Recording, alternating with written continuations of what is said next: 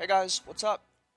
So a lot of you have been asking for this, and today I am with my buddy Swizzy, so shout out to Swizz, and we are going to be making the Duo Olm guide. So if you've been watching any of my recent videos or guides, you see I do a lot of solo Olm and a lot of solo cocks. And I've tried to show you guys the best ways that I know how to learn those solo cocks, but what if you want to go with a buddy? What if you want to do a duo, but you don't have that third person? Well, this is the guide where I'm going to show you guys how to do that. And if you've been watching any of my other solo Olm videos, you know that we skip a lot of special attacks. We skip a lot of basic attacks. He basically does very, very little damage to us. And that is not going to be the case with Duo Olm. We're going to be seeing basically everything Olm has to offer. And we're going to mitigate as much of that damage as possible, but we need to learn how to deal with all of his different special attacks, acid, falling crystals, as well as, his normal special attacks like crystals, lightning, portals, etc. So before we jump into it, real quick, if you've been enjoying these guides, throw me a like, throw me a sub. It really helps if you've been hanging around the channel for a while but haven't subbed yet, hit that sub button. And here we go, we're going to jump in to Duo Olm.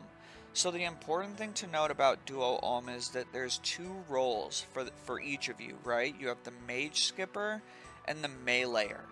And for this guide, I'm going to start showing as the Mage Skipper in Phase 1, and in Phase 2, I'm going to be being the Meleeer. In Phase 2 and 3, I guess I'm going to be the Meleeer.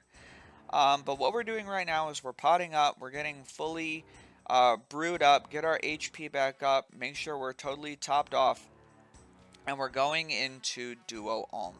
And we start the fight, we're each going to special attack his melee hand. So here we go, we special attack that melee hand, and as the mage runner, the mage skipper, I swap into my mage gear really quick.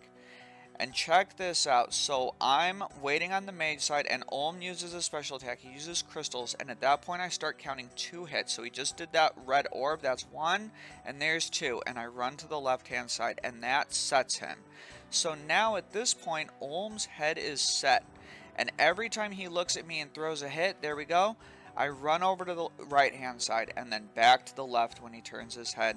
And I stay with this pattern. So check it out. He looks at me, he throws a hit, and I switch sides really quick. And then I run back. And I'm just attacking in the process. So Olm's head is set.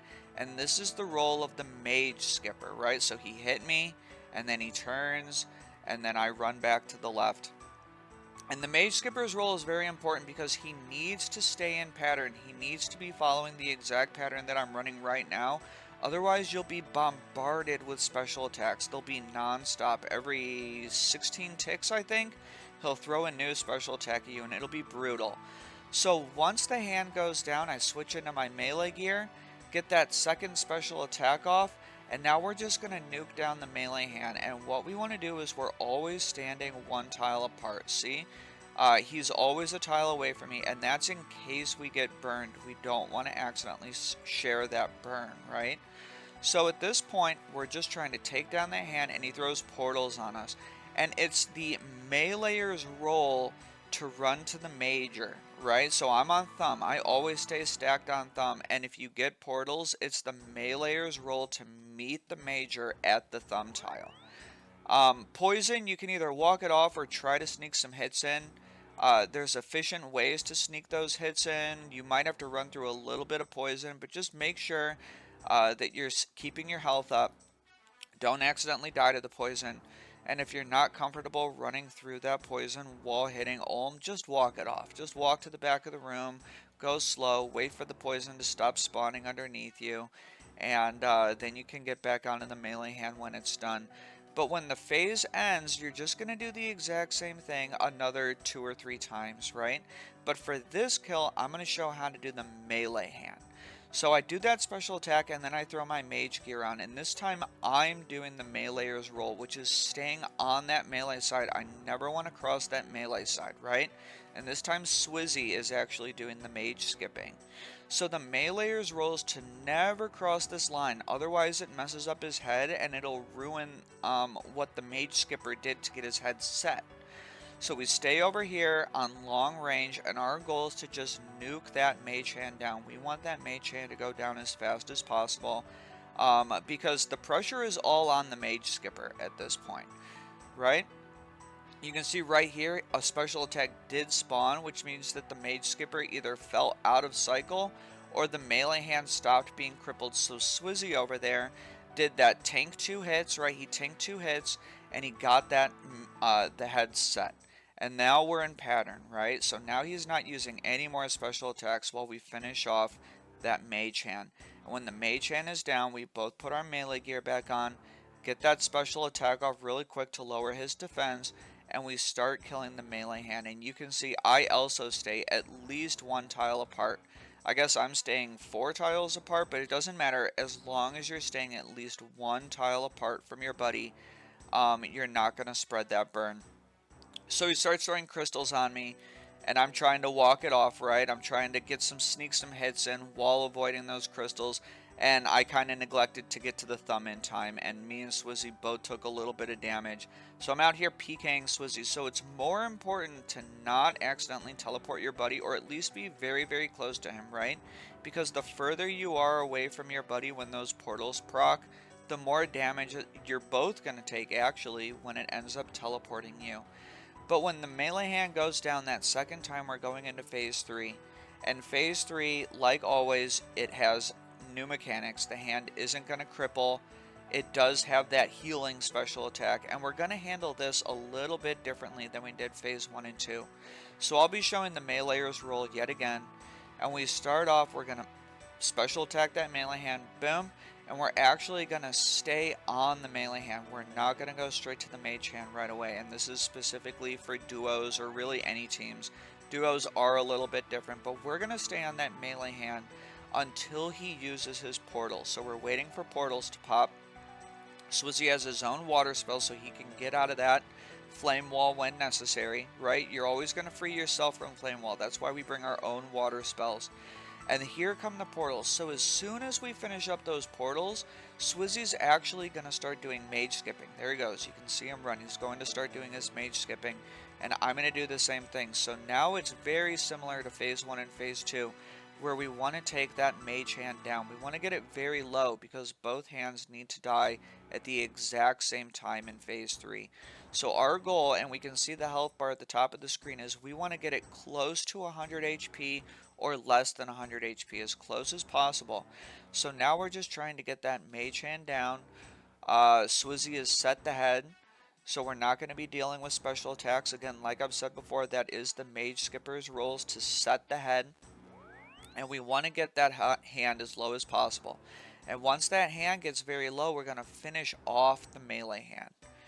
Right, so we're getting low. We're at about 200 health, 180 health right now.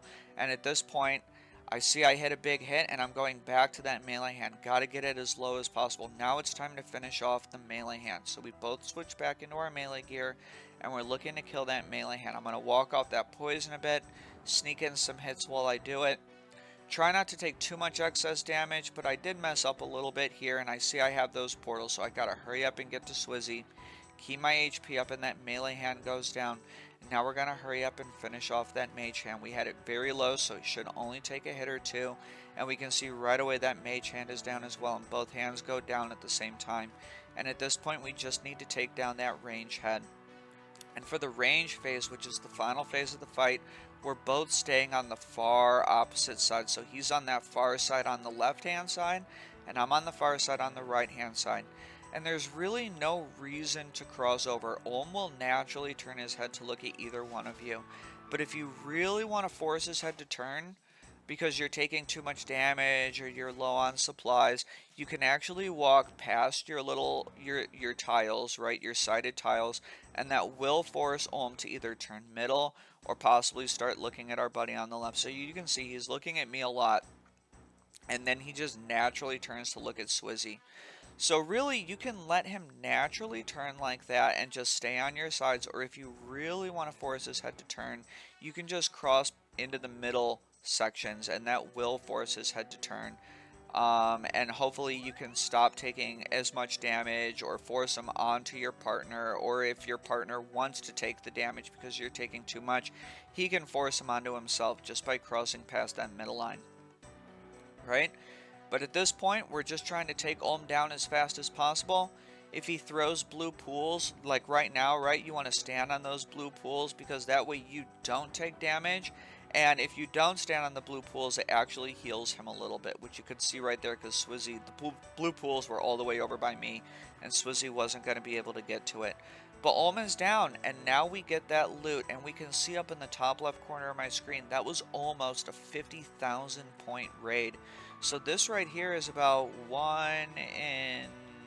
13, 1 in 13 raids, 14 raids per purple, or on average, we'll just call it 1 in 15. So 1 in 15 duo raids per purple, and Cox is great money right now, right? All those ancestral pieces are really expensive. The T-bow is at 1.6 bill, but this is a really great way to make money and bond with a potential friend.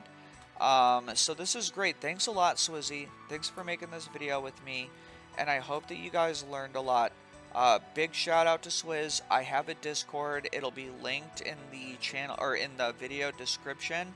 And if you have any questions on Olm or Nex or Cox in general or the Inferno or whatever you might have questions on, feel free to hit me up in my Discord channel or comment below. And I hope you had fun, and I'll see you guys in the next one. Have fun, guys. Peace.